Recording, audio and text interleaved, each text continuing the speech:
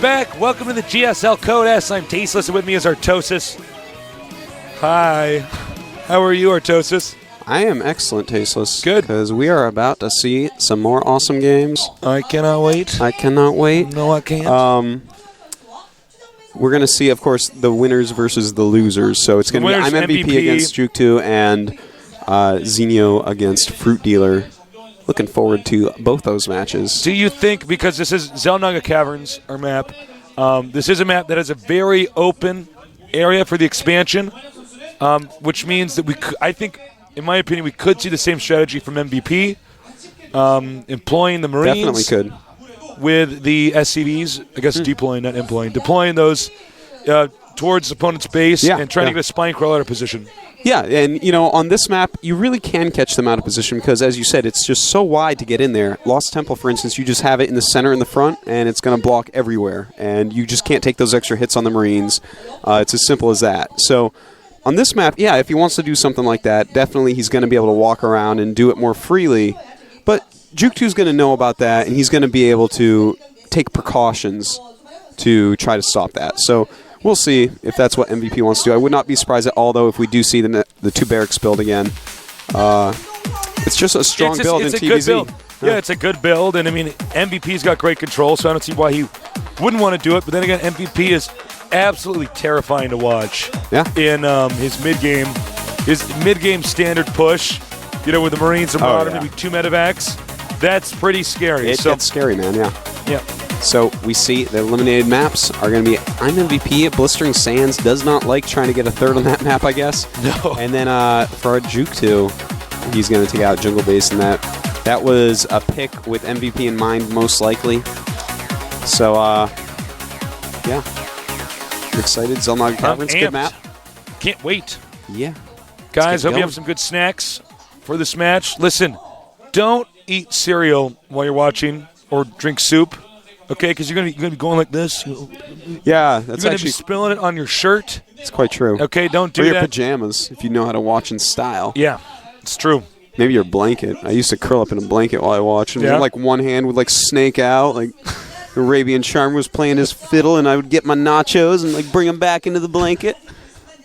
So, got to make sure you're going to follow everything early on here because this could be a short game. MVP's already proved that to us. We've seen a lot of Terran players doing that. I don't blame them. You got to get that money, Artosis. You got to get that money. Money, money, money. Say it with me, Artosis. Money, money, money. A lot's on the line here, so we're going to see.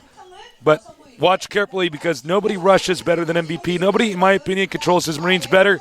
The countdown's begun, so get ready for some awesome TVZ action here with Tasteless and Artosis. This is the GSL Code S.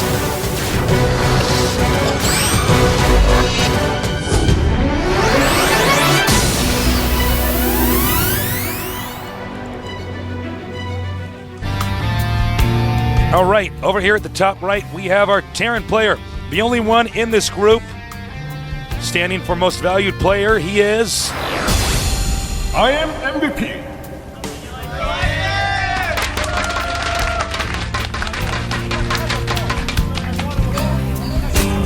A couple signs here in the audience. Of course, it is actually stands for I am MVP. Here is our Zerg player. He lost the first game. He better damn win this game or he's going to be in trouble. They call him the one, the only. Jukto.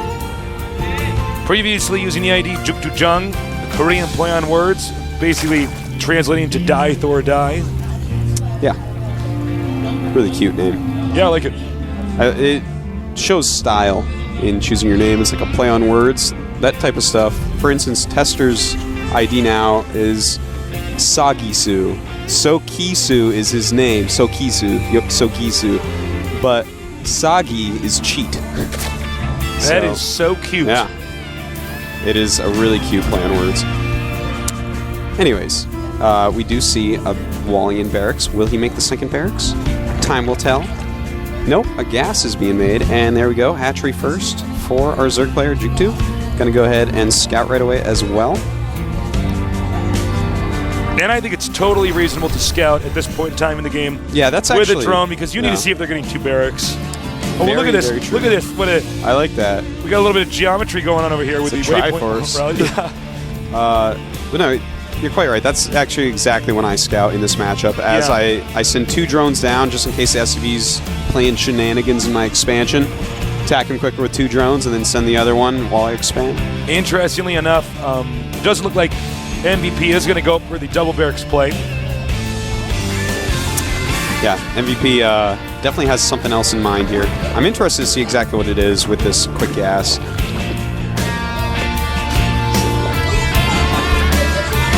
Meanwhile, we have our scouting SCV inside the base. The spawning pool's done. The drone can usually manage to stay in the Zerg's base until the Queen's out. Yeah. Then the Queen can kind of intercept that along with the Zerglings. Yeah, Zerglings can eventually chase it down. You keep it on off creep, and it's going to live a lot longer. Now, we do have the factory going up. A reactor is being made as well. And if we can get a shot of the Terran's entrance, there it is.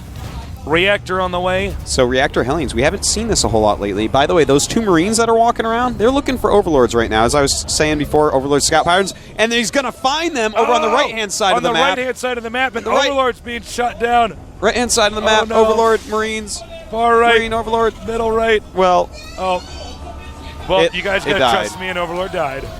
There it is. There we go. There was an Overlord there. But now there's not, and that is annoying. That's really annoying for the Zerg player. Because really that messes bad up too. his timing. That was really good by MVP. Yeah, you got to know the scout patterns, and jukto does not have a good scout pattern for this map. MVP went up, abused him for it, and now he's going to kill some Zerglings as well. Now the Hellions are on the way, and poor jukto was red supply for a bit there. It's revenge time. Those Marines were my friends. Now he's going to go out here. Remember, with these Hellions, you can control so much of the map. Yeah.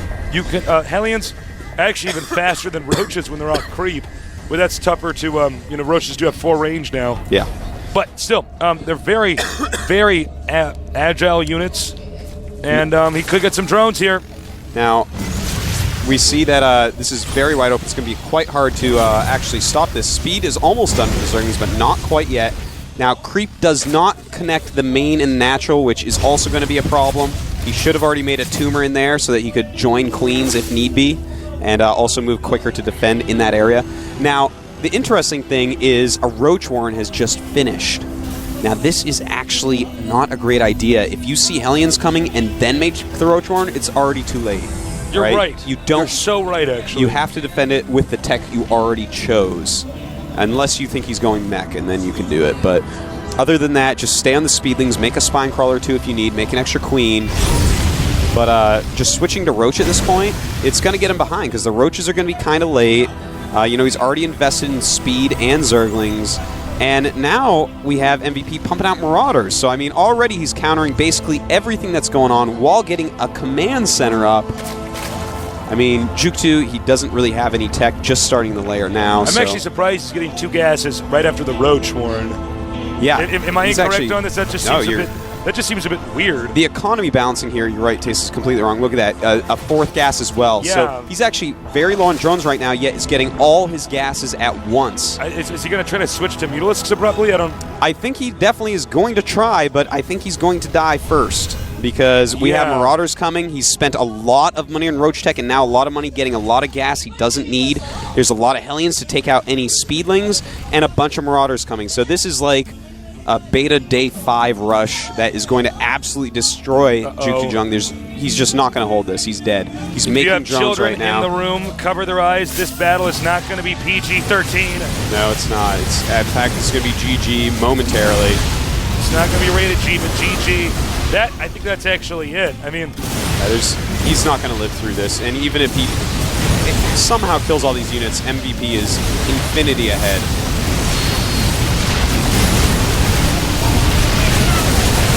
An absolute slaughter this game. jukto definitely outclassed here. You can see jukto scratching his head. He's saying, "Oh wow, I totally misplayed this game. I actually feel kind of bad for jukto right now." But, that's that. And these drones. Drone barbecue down here. Ouch. Okay. Yeah. Wow, expect that's GG. a lot of dead The stuff. Marauders are like, oh, it's my turn. They run up here. Joining the party. All right, Search Jukto that Jung party. is out of this. Yeah. GG. Looks like Jukto Jung is going to have to try to stay alive in the up and down matches. I'm MVP. Looks like he's going to move on pretty easily. Most violent player. Yeah. Taking him That's out, about it. So just to go over what happened in that game, Yeah, Zerg is supposed to be played as a reactive race, yes. So you may be thinking, well, roaches react well to Hellions, but in the early game, you have to react with what you've already chosen to make. In the later game, when you actually have a bunch of hatcheries, a bunch of larvae, a bunch of money, and a bunch of tech up, yeah, you can react in that way. But in the early game, you can't go speedlings and then see the factory and then go roaches. That doesn't work. You have to, if you're like, okay, I think you might go Hellions, you can just blindly go roaches, that's fine, but already too much money was invested. He had to work with what he had to defend. He didn't. Got a bunch of gases at once, too. That was weird. Yeah, that's what I want to talk about is, like, why are you going to get 4 gases all at of a sudden? once, yeah. Well, he had 1, and then he just made 3 more. And you know he's low on if you looked at minerals. his main, I don't even believe there were 12 drones total. I'm not even kidding. When he was getting it, yeah, I think you're right. I think he actually only had, like, 12 drones. And then he's like, going to take 3 off of that and get gas. I mean, what are you going to get that is so gas-intensive early on? No, right after you're clearly making roaches. There's a 0% that game chance. was a disaster. Yeah, there's just no chance in the world that he, even if he went Spire immediately after Lair, he would not have enough minerals to even match the amount of gas by the time the Spire finishes to even use all the gas. The whole thing was weird. That was not a Code S build. That was not even a Code 8 build. It was like a Code W build. I mean, we got to go pretty deep in the alphabet to try to categorize a build for that. But look, I mean, he might have gotten nervous. He is a good player. Yeah, just Jukto not in is a that good game. player. So I hope to see him again here. Well, we're going to see him in the up and down matches. Yes, that's for sure. If stuff goes really weird, I think we might. It's a possibility to see one more game from him, but I don't know. We'll see on that.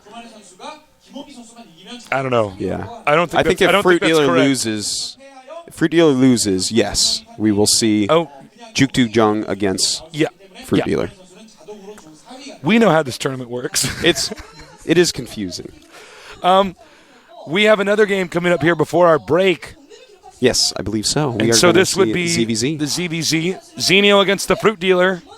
Ooh, this is going to be good. It's going to be exciting. Xenio's very good at ZVZ. Fruit Dealer is the Fruit Dealer. Fruit Dealer, yeah, this guy was actually the best ZVZ for a very long time. Yeah.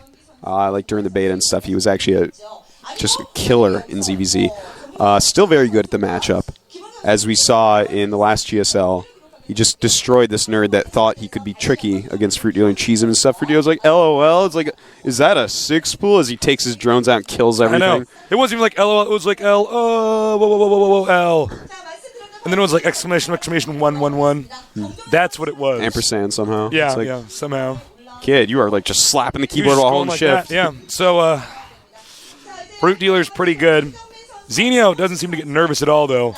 No, he's calmed down a lot. So, let's take a look at those guys now. Fruit Dealer drinking perhaps the blood of another nerd. It's going to be a Xel'Naga Caverns ZVZ. And this is one of the maps where you don't actually have to 14 hatch if you don't want. But in fact, Fruit Dealer keeping his forehead warm.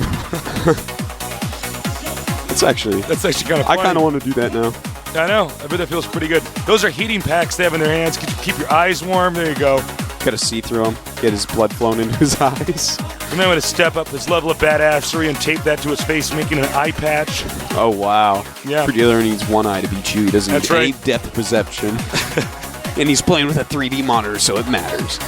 Wow. Right. Anyways, ZVZ coming up on Xel'Naga Caverns.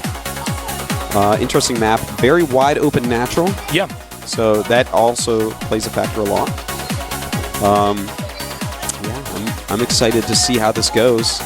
It's difficult to control the Xel'Naga watchtowers on this map. It plays a big role. You don't really get to keep overlords over your opponents very easily. Yeah, because of those queens. Because they get any creep out that the queens can go poke them. Yeah, and even a kind of new development in ZVZ. Oftentimes people are getting queens very quickly, sometimes multiple queens, even on one base. Yeah. And they will actually just send one. They'll lay a creep tumor and then just send it out into the map to kill overlords. So gotta be careful. Interesting strategy. The countdown's begun. Zerg vs. Zerg time. Xenio against Fruit Dealer. Let's go.